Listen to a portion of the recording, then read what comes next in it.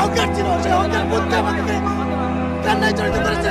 ওদের যে প্রতিভা ওরা সব জায়গায় দেখায়, কিন্তু আমাদের জব ছেড়ে কাজ না করে চলে আসলাম, কিন্তু পারলাম না। আজকে অনেক চেষ্টা করছি ভাই, অনেক চেষ্টা করছিলাম, মনে করছিলাম যে ইনশাল্লাহ পরে গিয়ে আমরা খুব ভালো খেলবো। সময় আর স্রোত কারো জন্য অপেক্ষা করে না। সময়ের সাথে সাথে জীবনও চলে তার ঠিক নিজের মতো করে। হারিয়ে যায় স্মৃতি, ছাড়তে হয় জায়গা, নতুনদের কাছে দিতে হয় দায়িত্ব। বাংলাদেশ ক্রিকেটও এখন অদল বদলের সময় চলছে। যাদের হাত ধরে এতদিন চলেছে ক্রিকেটটা, রাজ করেছে ব্যাটে বলে কিংবা গ্লোভসে, তাদের সময় আজ শেষ হয়েছে। সময়ের সাথে আজ দায়িত্বগুলো অদল বদল হচ্ছে। বাংলাদেশ ক্রিকেট কোটি মানুষের একটা আবেগের বিষয়, একটা ভালোবাসার নাম। ক্রিকেট শব্দের অর্থ ঝিঝি পোকা, যে পোকার শব্দে কিচিমিচিতে মানুষ বিরক্ত হয় সকাল বিকাল। কিন্তু লাল সবুজের এই দেশে ক্রিকেট শব্দটা যেন ভালোবাসা, ভালো লাগা। তার প্রধান কারণ 5টি নাম।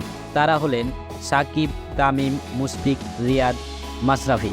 ক্রিকেট যদি হয় ভালোবাসা, তাহলে ভালোবাসার মানুষ হলেন তারা। কত শত তরুণের হৃদয় জুড়ে রয়েছে এই 5 জন। 2019 বিশ্বকাপের পরেই চলে গেলেন মাশরাফি। তখন থেকেই শুরু হয়েছে চলে যাওয়ার মিছিল। তারপর সময়ের সাথে সাথে এক একজন এক এক ফরম্যাটে। 2023 বিশ্বকাপে তামিমের কাণ্ডে আরেকটি ফুল ঝরে যায়। এখন পালা বাকি 3 জনের। দর্শক, 2023 বিশ্বকাপ বাংলাদেশ ক্রিকেট ইতিহাসের খারাপ একটি বিশ্বকাপ। 2023 বিশ্বকাপ শেষ হলো একটা গোটা ক্রিকেট জাতির ইমোশন, শেষ হলো একটা প্রজন্মের বাহর। এ বিশ্বকাপেই খেলে ফেলেছে সাকিব, তামিম, মুশফিক নিজেদের শেষ বিশ্বকাপ। আর বাংলাদেশের হয়ে একসাথে প্রতিনিধিত্ব করবে না কোনো বিশ্বমঞ্চে। এখানে শেষ হচ্ছে পঞ্চপাণ্ডবের গল্প। এবার ছুটি দেবার পালা সবাইকে। 2007 সালে একসাথে পুরো জাতিকে তারা সাপ্লাই দিয়েছে দুঃখ, কষ্ট, হাসি, কান্না। একে একে 5টা বিশ্বকাপ শেষ হলো 5টা গল্প। ইতিমধ্যে আইপিএলের নিলাম শেষ হয়েছে। আইপিএলের নিলামের পর যেভাবে বিক্রি হয়েছেন সাকিব আল হাসান, তা জানতে হলে না টেনে পুরো ভিডিওটি দেখুন। প্রিয় দর্শক, আমরা সবাই জানি 2 দিনের প্লেয়ার ড্রাফটে দল পাননি সাকিব আল হাসান।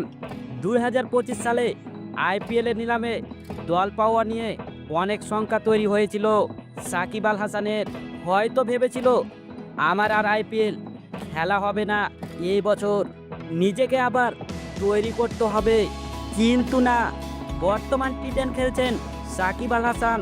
তার বোলিং ব্যাটিং দেখে মুগ্ধ হয়েছেন শাহরুখ খান নিজেই। সাকিব আল হাসানের খেলা দেখে তাকে আবার দলে নিয়েছে কলকাতা।